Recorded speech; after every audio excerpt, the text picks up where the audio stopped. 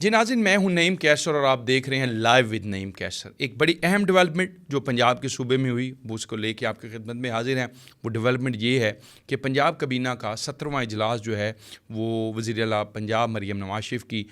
जो सरबराही में हुआ और इसमें एक बड़ा अहम डिसीजन ले लिया गया और वो डिसीजन ये है कि सूबे की 3000 ऐसे बच्चियाँ जो शादी की उम्र को पहुँच चुकी हैं लेकिन उनके वालिदैन जो हैं वो वसाइल नहीं रखते, उनका शादी के अखराजात बर्दाश्त नहीं कर सकते, तो उनके अखराजात 3000 बच्चियों के वो पंजाब हुकूमत बर्दाश्त करेगी। इसको आप इज्तिमाई शादियाँ कह लें या बिल्कुल इज्तिमाई शादियाँ कह लें कि ये पंजाब हुकूमत करेगी। और इसमें जो अहम तरीन डेवलपमेंट है वो ये है कि लड़की को एक ATM कार्ड यानी उसकी ख़ुद मुख्तारी को यकीनी बनाने के लिए उसको एक ATM कार्ड जो है वो सलामी में दी जाएगी हुकूमत की तरफ से, जिसमें 1 लाख रुपए की अमाउंट भी उसको साथ दी जाएगी। तकरीबन हमें ये बताया ये गया है कि ये कोई लगभग 1 लाख रुपए का पर हेड पैकेज होगा हर बच्ची के लिए, जिसमें उसको फर्नीचर दिया जाएगा, डिनर सेट दिए जाएंगे, उसकी मलबूसात दी जाएंगी और इस्तेमाल की 13 के लगभग जो है वो अशिया साथ उसको गिफ्ट की जाएंगी पंजाब हुकूमत की तरफ से। अब बताया ये जा रहा है कि वज़ीर आला ने यह भी कहा है कि इसका दायरा कार और भी बढ़ाया जाए। पहले मरहले में 3000 बच्चियों की शादियाँ पंजाब हुकूमत करवाएगी और उस पर तकरीबन एक शादी पे लगभग कोई 3 लाख रुपए के करीब जो है वो ख़र्चा किया जाएगा। तो इसी तरह साथ ही और भी कुछ अहम फ़ैसले इसमें बड़ा मेरे ख़्याल में बड़ा अहम ये मामला होगा, क्योंकि जिस किस्म के मुल्क मुआशी क्राइसिस से गुजरा है और लोग जिस तरह से पिस चुके हैं, उसके अंदर बच्चियों की शादियां होना और उनको जो है आप कह लें कि सेल्फ सफिशेंट बनाना फैमिली के अंदर। जैसे आपको मालूम होगा कि बेनज़ीर इनकम सपोर्ट प्रोग्राम जब शुरू किया गया था तो उसको भी यही फोकस रख के किया गया था कि इसमें जो ख़वातीन हैं उनको जो है वो इकनॉमिकली या मुआशी तौर पर साहिब इख्तियार बनाया जाए और उनको ख़ानदान की कफ़ालत का ज़रिया बनाया जाए। इसीलिए बेनज़ीर इनकम सपोर्ट प्रोग्राम जो है वो आपको मालूम है कि ख़ानदान की जो ख़वातीन हैं, बुज़ुर्ग हों, नौजवान हों, जैसे भी जो एलिजिबल हैं, उन्हीं के थ्रू ये पैसे जो हैं वो डिस्पर्स किए जाते हैं, उन्हीं को ये रिसीव होते हैं और वही फिर इसको खर्च सकती हैं और ख़ानदान तक ले जा सकती हैं। तो I think so it's a good initiative. लेकिन इसमें अगर ये जो बताया गया कि इसको इन्हेंस किया जाएगा तो ज़रूर किया जाना चाहिए। इसके साथ साथ एक और भी बड़ा अहम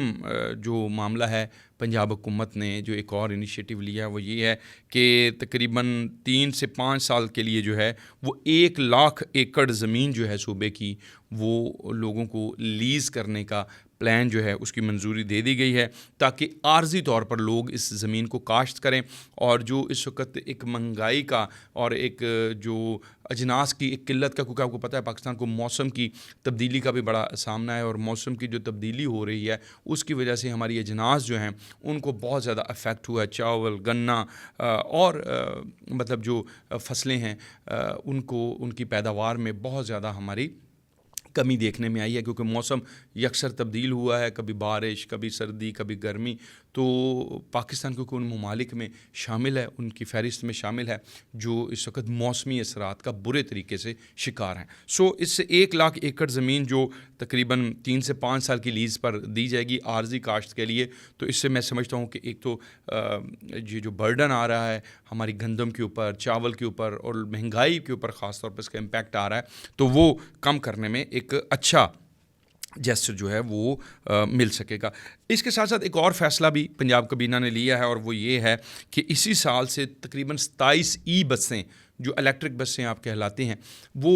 चलाने का सूबे में मंसूबा बनाया गया है। और इसमें जो हमें मालूम हो सकी, अब तक इत्तलात मिल सकी हैं, मालूमात मिल सकी है कि वज़ीर आला ने यह भी कहा है कि इस बसों की तादाद इसी साल में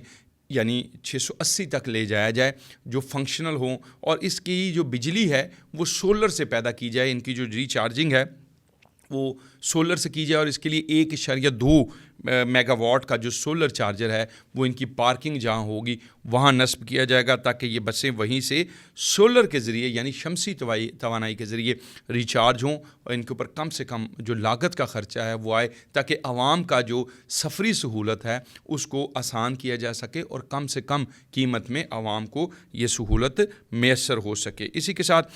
हमें यह भी मालूम हुआ कि कबीना ने लाहौर में जो है वो इलेक्ट्रिक टैक्सीज चलाने का प्लान भी तलब किया है। वज़ीर आला ने कहा कि जो लाहौर है, बड़ा शहर है, मेट्रोपॉलिटन सिटी है, तो इसमें ई टैक्सीज कैसे चल सकती हैं, इलेक्ट्रिक टैक्सीज कैसे चल सकती हैं, इसका एक जामिया प्लान मुरतब करके वो पेश किया जाए ताकि लोगों को लाहौर में भी जो है वो सफ़र की सहूलत आसानी से मिल सके। साथ ही आटा, और क्योंकि कंप्लेन आ रही थी, आपने देखा कि मुख्तलिफ़ जगहों पर महंगाई का तो ज़ाहिर बात है एक बड़ा मसला है इस वक्त पाकिस्तानी कौम फेस कर रही है, और ये भी पंजाब में आटा और जो चक्की मतलब दुकानों पर आटा और जो चक्की पे मिलने वाला आटा है उसकी कीमतों को भी कंट्रोल में रखने के लिए ये हिदायत दी है वज़ीर आला ने कि वहाँ सख्त मॉनिटरिंग का जो निज़ाम है वो वज़ा किया जाए ताकि कोई भी आटे की मनमानी कीमतें जो है वो वसूल ना कर सके। अब देखना ये है कि आइंदा दिनों में इसके ऊपर कैसे इम्प्लीमेंट करती है हुकूमत। महंगाई जो हुकूमत ये कहती है कि हम उसको बहुत नीचे तक ले आए हैं और हमने इसको बड़ा कंट्रोल कर लिया है, जनाज़ की कीमतें कम होनी चाहिए, तेल की कीमतें कम की गई हैं, ट्रांसपोर्ट की कीमतें कम होनी चाहिए, लेकिन ऑन ग्राउंड मेरा ख़्याल है इस तरह से जो ट्रिकल डाउन इफ़ेक्ट है वो बड़ा अभी कम देखने में आ रहा है। और उम्मीद ये की जा सकती है कि बिल्कुल अगर हुकूमत की नीयत साफ़ है, अच्छी है, बेहतरी की तरफ ले जाना चाहते हैं मामलात को, तो इसकी मॉनिटरिंग बिल्कुल माइक्रो बेस्ड लेवल पे अगर की जाएगी तो कोई शक शुबा नहीं कि इसमें बेहतरी आ भी सकती है। तो ये एक अच्छी खबर थी जो हमने चाहा कि आपके साथ शेयर करें। इसी के साथ अपने मेज़बान नईम कैसर को इजाज़त दीजिए। मज़ीद इसमें जैसे जैसे डेवलपमेंट्स होंगी वो भी आपकी खिदमत में पेश करेंगे।